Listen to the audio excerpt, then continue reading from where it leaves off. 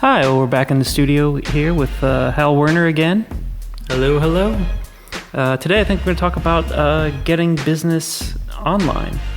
Yeah, with so many different ways that people can connect online today, it's interesting to see what sort of actually effective on a more personal level. Obviously, businesses have really big, involved plans, and they have tons and tons of customers, but and as an individual who can deliver a product or service on a much smaller scale, the tactics get a lot more personal sometimes. Mm-hmm. And Hal, you had a great story. I know you were telling me a couple months back about how you have your website up, Google indexed it, somebody typed in Houston copywriter, you're on the first page. Yep. You got some business. Bam, that was money in the bank. Yeah. I'm not going to sit here and pretend that I have an incredibly wonderful SEO set up on my current website.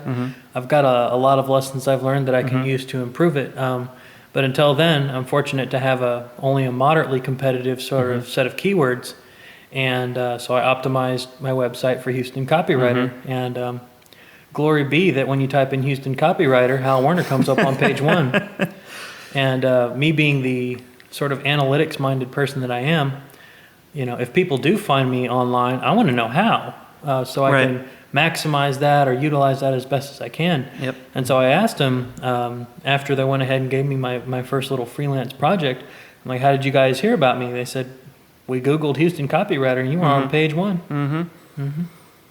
And I think that's the thing. I think a lot of people forget is that everybody's going for those top keywords. Like in other words, if you just typed in copywriter, right, I'm sure your number is not to knock you, but I'm sure you're probably number 10,000. Right, nowhere near the top. Right. Certainly not on page 1. And I think people forget that location matters. People do search by location and where they are because they want to find somebody local. Yeah. And they don't think that a lot of people combine the city with whatever it is that they're looking for. Right. And that's one of the things they've been able to, they show in more general search, Google moving towards more localized results. I'm sure I could have even much better results if I actually put up a places page and people were searching for me on a Google Maps. I think if you did that, you just have some bums coming to your apartment, I think, maybe. Right. You do have to be careful about that. Maybe figure out a P.O. box. I don't know if that's allowed. But I do have to say, if you're in a keyword that you can't compete on a national or international level, certainly consider including your location in it, because when people are searching for things, a Houston company, good chance that if they need a copywriter, they're going to search for a copywriter in Houston, or Houston copywriter. And that's the sort of thing that you can actually compete on and show up in, even if you're not the behemoth, that's got the national brand. Yep. And I found out, with myself as well. I mean, back when in the early days of the web, when I was just getting started, the web was a lot smaller. So I had my resume up, and I had my web page with a lot of information on there, and people would find me. And I got some freelance work myself for a startup company called LearnLots.com, and basically I was writing tutorials for AOL 4.0. If you can imagine that. I can't even remember AOL hardly. Right, it's so long ago, right? I mean, it just and yet it still has value. You still hear it in the news, and there's still millions and millions of dollars attributed to AOL for their content networks and things like that. You think it's dead, but it's really not. It's got its tentacles in a lot of sites, holding on for dear life. And making some acquisitions to try and bring itself back up to snuff. Yeah, and certainly I have my resume up online, just like I think really everybody should have their resume online, so that, it is searchable, and I would recommend having it in an HTML format, so that people can find it. And the great thing about having your resume online is it's got a lot of keywords in it, so people will actually get to your website because there's so many keywords stuffed into your resume. So just as as a promotional tool, I mean, it's good to have it on your site. Yeah, definitely.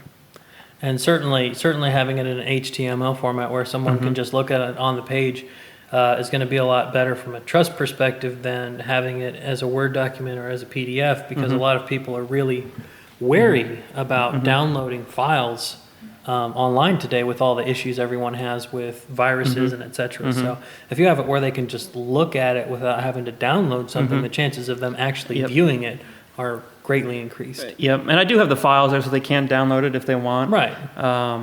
And that's great too. I mean, and actually what I did is I actually blocked Google from indexing my PDF version and my Word doc version, and I had like three different versions on there. Because what happens is people actually, if they click, directly to the file name, they're not actually on your website. Yeah.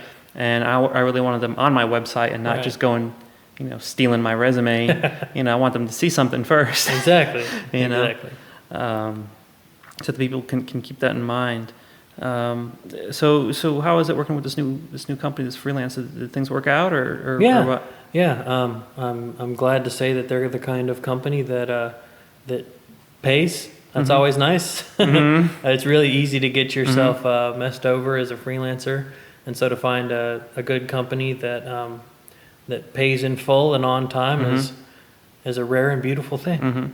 And I know we were talking a little earlier about using Twitter as like sort of cold calling, and that's sort of a method that people use to actually drum up some business on Twitter by doing an automatic search through like TweetDeck or some other Twitter tool for certain keywords. So in other words, if it'd be Houston copywriter or copywriter, maybe you can get in touch with people who are tweeting about it, saying because a lot of people nowadays, companies and whatnot say, hey, I need a blank. And you could say, hey, I am that blank. Exactly.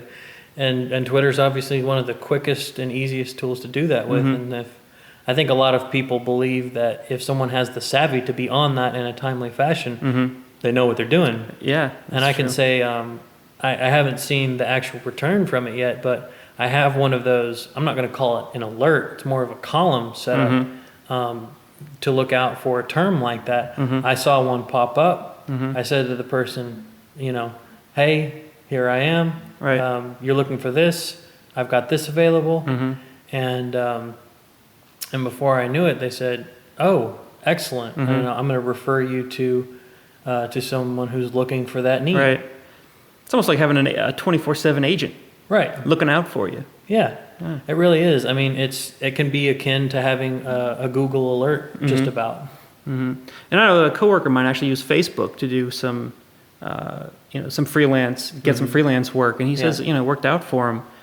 So maybe if your Facebook network is large enough, you could say, hey, I'm looking for work, some freelance work, and if you're liked, I think you may get some, right? You may get some work. Yeah, and certainly if someone is looking for someone to do work for them, and they do find somebody on Twitter, there's a whole set of stuff built into that. So that guy who was looking for for a copywriting need, he's not just getting some random result from God knows who in an email in an inbox. He can look at my profile. He can see what sort of things I tweet about. So if I figure out if it sounds like I know what I'm talking about. Can see my followers, see if anybody cares what I say, and if he's got clout, he can check my clout to see if I've got any influence about those topics. That's true, and it all goes back to the old adage, right? I mean, it's not what you know, it's who you know.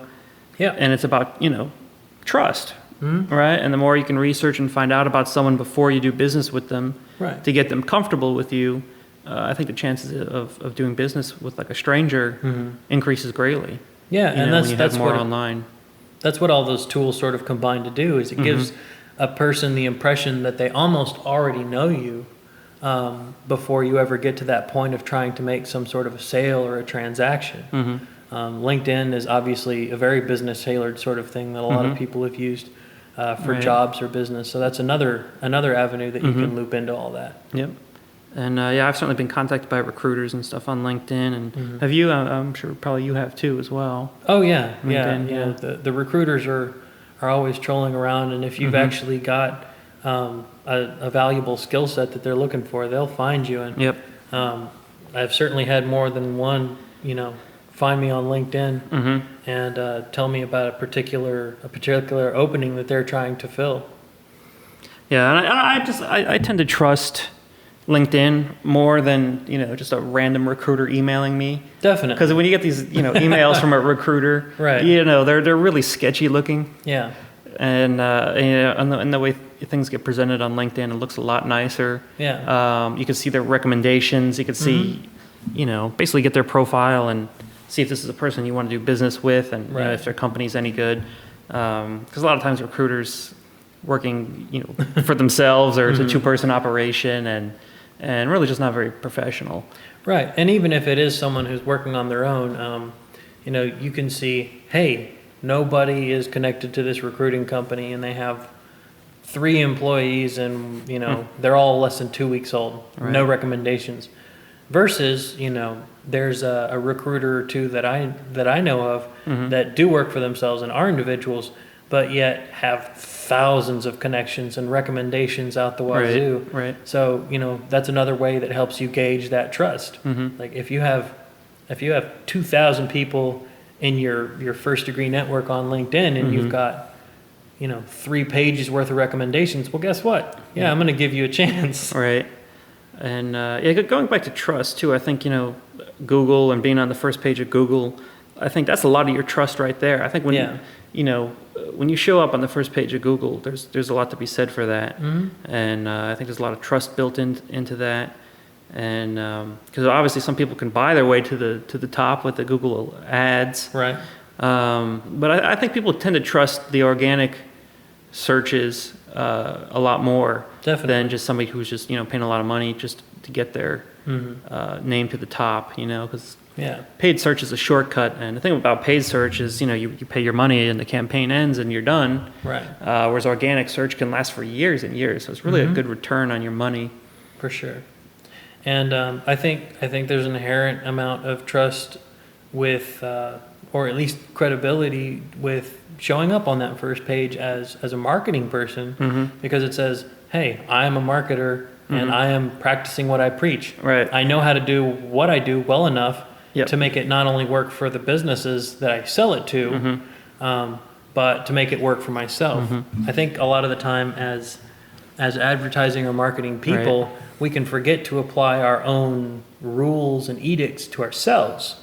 Right. And, the joke is that the cobbler's son has no shoes.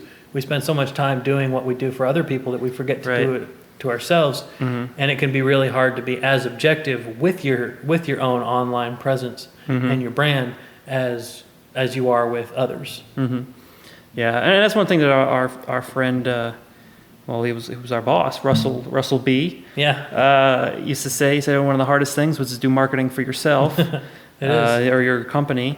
And so I think there's a lot of challenges there. So I think you have to step outside yourself and just get some opinions from other people. Yeah.